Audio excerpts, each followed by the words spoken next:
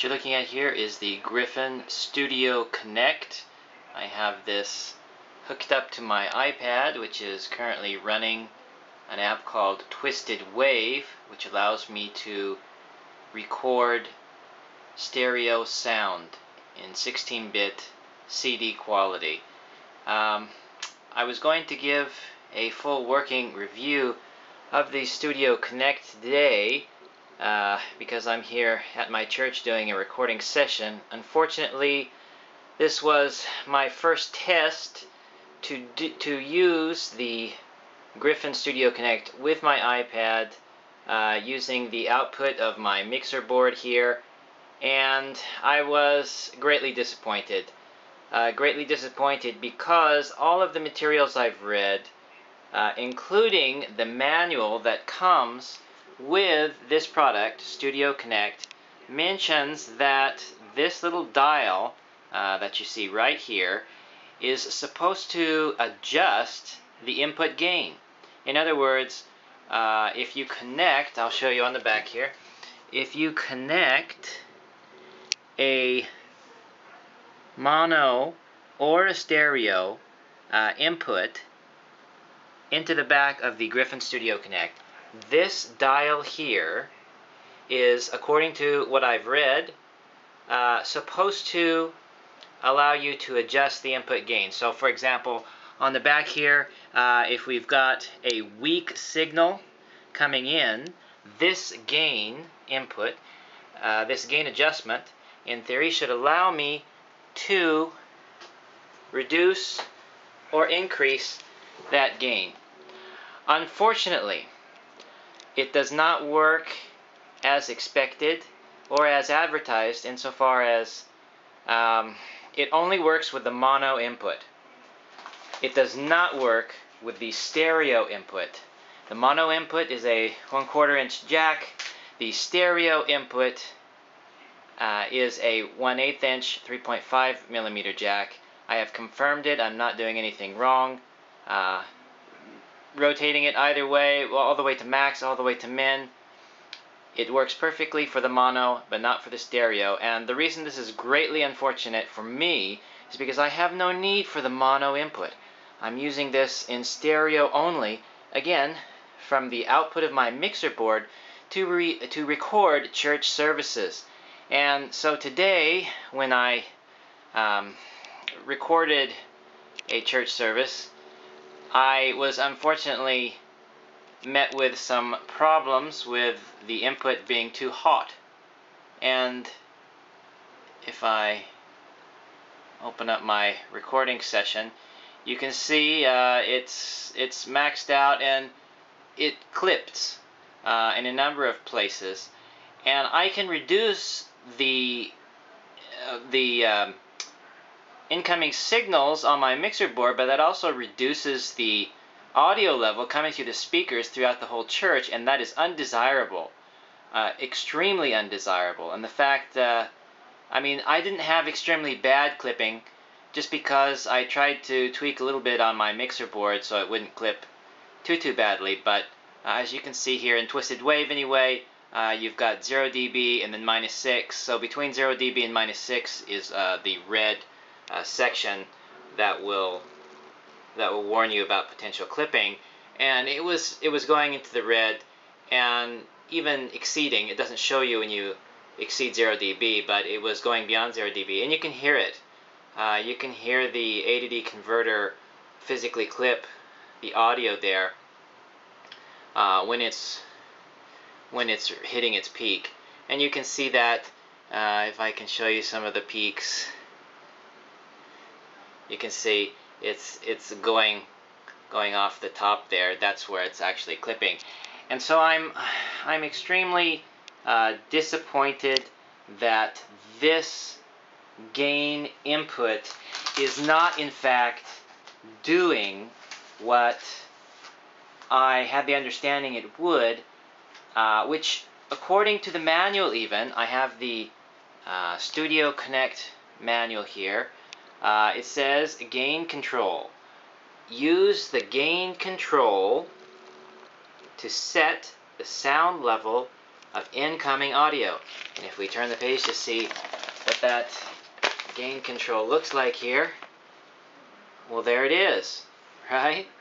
That's the dial on the side.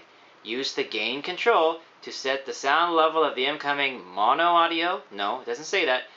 Does it say the stereo audio? No, it just says the audio, which implies that this gain control should work for the mono or the stereo inputs on the back.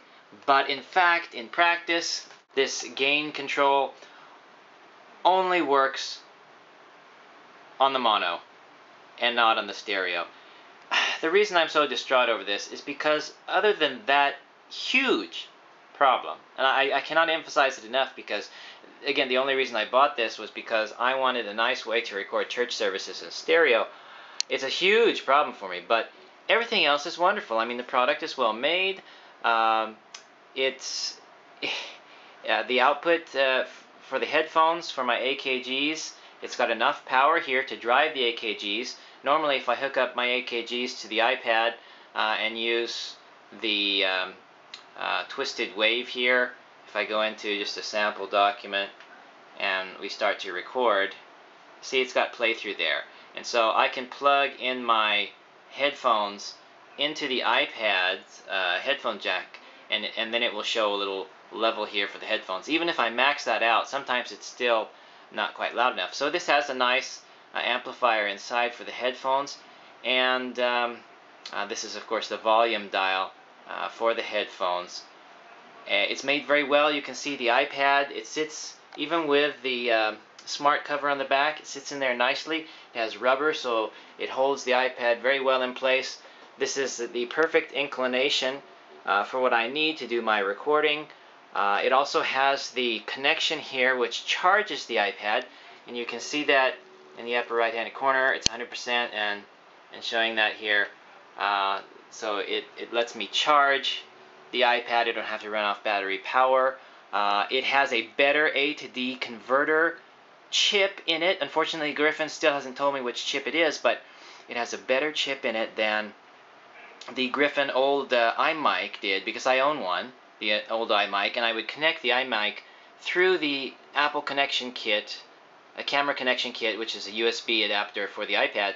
I would connect my old gray Griffin iMic through here, and then I would take the stereo output of my mixer board, which is RCA to 1/8 inch jack connector, and I would plug that into the Griffin iMic, and that worked fairly well. The problem was with the Griffin iMic is the output signal was very weak, and so what I had to do is I had to take my tape deck here, and I had to run it through a tape deck. And for this tape deck to allow me to have an output, I have to put a dummy tape in, set it to record, and then I could get the recording level to work. And this acted as my gain adjustment. But the reason why I don't want to use this all the time is because I can't use it all the time. Sometimes this tape deck is in use. And in that case, what can I do to have a gain adjustment? You know, we have a lot of meager equipment that's not really very advanced. I mean, we're still using tapes, for crying out loud, in 2012. But nevertheless, I want to start recording digital sound, and this has the potential to do it, but alas, this gain control only works on the mono input, and I don't want to record the church services in mono. And again, I cannot always resort to using the tape deck's gain adjustment either. So it's a big disappointment for me, in that I had high hopes for this product. Of course, I paid extra shipping to get it shipped over to me here in Japan too. It's not totally unusable, but basically without that gain adjustment, it's really like a $150 charging stand, because I don't want the audio to be clipped, and that's what's going to happen unless I can use a gain adjustment to pull that down or beef it up when I need to. So a big disappointment. If you plan to use this product, the Griffin StudioConnect, to record stereo, beware, this gain adjustment only affects the mono. And yes, I tried. I'll just conclude this video with what I tried back here. This is the stereo plug. I've got RCA to 1/8 inch. This is stereo. I've plugged it into the stereo input of the StudioConnect, and it works, but again it clips because this gain adjustment doesn't work on the stereo input. Now here I plugged this in, and then I played with this, and I confirmed that the 1/4 inch works. I tried plugging in, you can see this is only mono. This is the mono 1/4 inch jack. Plugged in a stereo and tried it. It will not record stereo through the mono input. So this is truly a mono input. No tricks are going to work on that. The only interesting thing I did find out is when I have something plugged in here, even though technically nothing is plugged in, but I physically have this here, if I max this gain input out, I can hear an increase of noise if I also have this stereo input plugged in. So, I mean, it doesn't increase the gain, it just increases noise. So I don't really know what's going on there, but unfortunately there's no trick that I could find to get it to work. So sadly, that is my working review of the Griffin StudioConnect. I now need to contact Griffin to figure out what I'm going to do, just because I'm not completely satisfied. With the exception of that one major problem, I'm extremely satisfied, so it's extremely unfortunate. I hope that this information benefits those of you who are evaluating the Griffin StudioConnect. Thank you for watching.